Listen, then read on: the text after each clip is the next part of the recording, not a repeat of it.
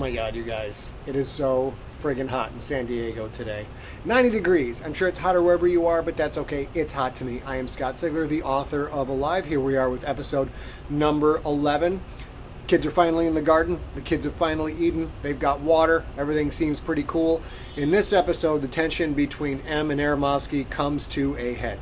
Is Aramovsky really looking out for the spiritual needs of the kids, or is he trying to find a way to discredit Em and push her out so that he can take over? We find out in this episode, and also some other bad stuff happens. Enjoy. 25.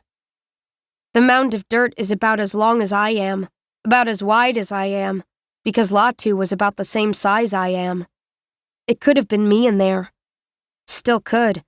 We're trapped in this building, or dungeon, or whatever it is, forever stuck in this place of death. There might very well be a shallow grave in my future, too. Her grave is under the shade of a fruit tree, which is nice. I think Latu would have liked to lie in the shade.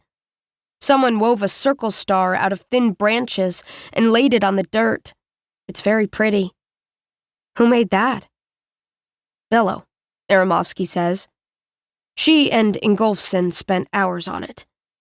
These trees all have soft branches. They don't make very effective weapons, apparently, because they bend easily, but that means they're good for making symbols. We stare at the mound for a while. I'd say something, but what good will words do? Spingate said, "The dead don't care what you say." But maybe the words you speak at a graveside aren't for the dead at all. Maybe those words are for the living. Aramovsky sighs. Such a loss. At least we were able to bury her. Will we be going back for Yong's body so we can give him a proper burial as well? The question makes me instantly angry. Of course not. We can't go back now. As you say. You are the leader, after all. He makes it sound like leaving Yong's body behind was my choice, when we had no choice at all. Not only does Aramovsky say one thing and mean another, he asks questions when he already knows the answers. I stare down at Latu's grave. Dirt, flesh, bone, and a little marker made of soft branches. This is all that is left of her. You told me to come look at the price of failure, I say. Then you said it wasn't my failure. Do you mean that Latu failed? I see his eyes flick to my spear. I realize how threatening my tone sounds. I didn't mean to sound like that, but I hope he heard it. If he intends to talk bad about my friend, he should choose his words carefully. The failure is all of ours, he says. We have failed to give praise and thanks to the gods. He gestures to the grave. This is the price of that failure. I don't understand what he's saying. Gods? Maybe he's confused. Pigs killed Latu, I say. He nods slowly. Yes, it was the pigs. And who do you think sent the pigs, Em? I start to answer him, then stop. Gods. Another word of power. Like grown-ups, rescue, and tribe. It pushes at the mud, masking my memory. Gods means something more powerful than teachers or even parents. Aramovsky is being strange, but there is some truth to what he said. I'm sure gods aren't involved, but Latu's killers aren't here by accident. Someone put us in this dungeon, which means someone put the pigs here as well. I see this idea troubles you, Aramovsky says. It doesn't trouble me. I'm just thinking. He smiles softly. We need to pay tribute to the gods, Em. Now is the time for you to order everyone to come together so that I can lead them in prayer. That look on his face, so smug. He thinks he knows everything. Do you actually remember something, Aramovsky? Do you remember where we came from? Why we're here? His smile fades. There is no kindness in his eyes. He wanted me to believe he knew the right thing to do, and when I don't, he's angry at me for it. He acts so superior, but he hasn't done anything, hasn't fought, hasn't hunted, hasn't bled. Well, I say, do you remember, or are you making this all up to sound important? His lip twitches into an almost snarl. I don't pretend to remember everything, he says, but I know we are weak. In this time of need, we need religion to see us through. Religion? The word bounces around the edges of my knowledge, teasing me with its importance. Religion was a part of school, part of my life with my parents. I know this. I feel it, but can't recall any details of what our religion was or why it mattered. I do remember an emotion, though. Hatred. I hate religion. I don't know why. I just know that I do. Right now, that is all I need to know. We're not going to pray, I say. We're going to rest up, and then we're going to get out of here. Aramovsky shakes his head at me sadly. The way he does it makes me feel like he's an adult and I'm still 12. The gods are angry at us, he says. You need to listen to me before someone else dies. Is that why you brought me to Latu's grave, so you could tell me this nonsense? His eyes narrow. I bet he'd like to squash me, but he can't, because I have the spear. And maybe because he is afraid of me. Afraid because of what I did to Yang. Be careful, Em, he says. Be careful calling the gods nonsense. Or what, Aramovsky? I take a step closer to him. He instantly takes a step back. His fear feeds me in a way that is different from how food feeds me, and yet it seems equally as important, equally as necessary. I know feeling this way is a bad thing, but I can't stop myself. If I'm not careful, Aramovsky, what are you going to do about it? The fear flutters across his face. Then he seems to get control of it. The smug smile returns. It's not my actions you have to worry about. He glances at the mound of dirt. Let's hope the gods understand. Let's hope they are more forgiving of you than they were of Latu. My thirst for this fear turns sour in my chest, then changes to dread. What if he's right? What if we really should be praying? No. He was wrong about monsters, and he's wrong about this. He's trying to control me, and he wants to use his religion to do that. Religion isn't just a power word. The word is power itself. Something pinches in my stomach. At first, I think it's caused by this conversation, but it's not. My belly feels bloated, odd. We're done talking about this, I say, and don't let me catch you using Latu's death to spread lies about your gods to the others. Or what, savage? He asks, mimicking my words. Do you think the gods are going to strike me down for talking about them? Now it is my turn to give the smug smile. My turn to mimic him. It's not the gods you have to worry about, Aramovsky. His face goes blank. That lovely fear is on him again. I leave him standing at Latu's grave. 26. Oh, all that fruit I ate. My belly is not happy with me. I feel a strange pressure on my insides. When I realize what it is, I cover my mouth and laugh. I have to pee. I find Bello nearby, sitting by the reeds and the spring of bubbling water. She's sitting on something. A low wall?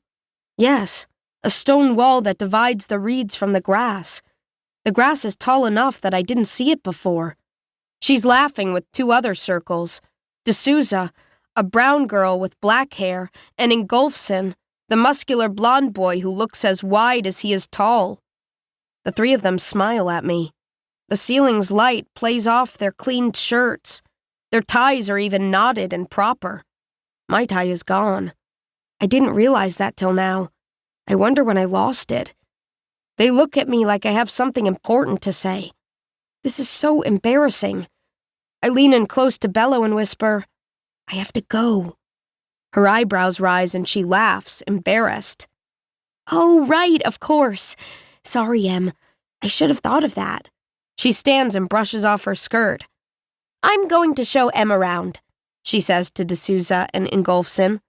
You guys keep washing the fruit, okay? They nod and go back to gently wiping fruits until the skins shine. I thought the fruit looked clean enough when it was still on the trees. We'll have to figure out how to take a bunch with us when we leave. Bello slides her arm into mine and leads me away through the knee-high grass. She leans in and whispers as we walk. I have to go too, she says. I can't get enough of those purple fruits. I should have told you. They give you the poops. She leads me away from the thicket where most of our people are. The tall reeds are on my right. That stone wall Bella was sitting on, it continues here, divides the reeds from the grass. Now I understand why the reeds have a rectangular shape. They are on one side of the stones, the grass on the other. I point at the wall. What is that for? Bello shrugs. Spingate thinks it used to be the edge of a pond or something. The wall held the water in, but no one's been taking care of it, so the pond filled in with plants or something. On our left is the forest that lines the room. On the other side of the reeds is more grass, then the same thick line of trees. If I was to walk from one side of this room to the other, I suppose that would take about 100 steps. That's how wide it is. I can't say how long it is, because past the grass beyond the pond's end, the forest comes in from both sides, meeting in the middle. The trees are thick and tall. I can't see through them. It looks like the arched ceiling goes on for a long way past the tree line, though. This room might be 500 steps long. It might be 1,000. It might go on forever. I see Visca, Farrar, and Bishop standing in the grass, facing the tree line. They are the perimeter O'Malley was talking about. I'm close enough to them that I can see the scratches on Bishop's back. They are still red and angry, but the bleeding has stopped. Smith seems to know what she's doing when it comes to wounds. The three boys stand in the light, as if they are a wall that will stop the forest from belching out some new evil to attack us. Even though the ceiling above is blindingly bright, the forest's deep shadows could hide an endless number of threats. Bello, has anyone seen any pigs? A few, she says. She points into the woods beyond Bishop, Farrar, and Visca. In there, but they haven't come out. There must be too many of us. Too many. And we're not so wounded, we can't defend ourselves. We won't stay in the garden for long, I know that. But maybe long enough to organize hunting parties. We could go into the woods, chase the pigs down. I don't know how many there are. There could be hundreds. But if we butcher every last pig, then I'll know for sure we got the ones that ate Latu. Kill them all. Wipe them out. The thought fills me with a strange kind of joy. Em? Are you okay? Bello sounds concerned. I didn't realize that I'd stopped walking. I was staring into the woods, staring and thinking of a line of dead pigs, gutted and strung out across the grass. That thought made me happy. I'm fine, I say. But I know thoughts like those, and the fact that I reveled in Aramovsky's fear, mean I am not fine at all.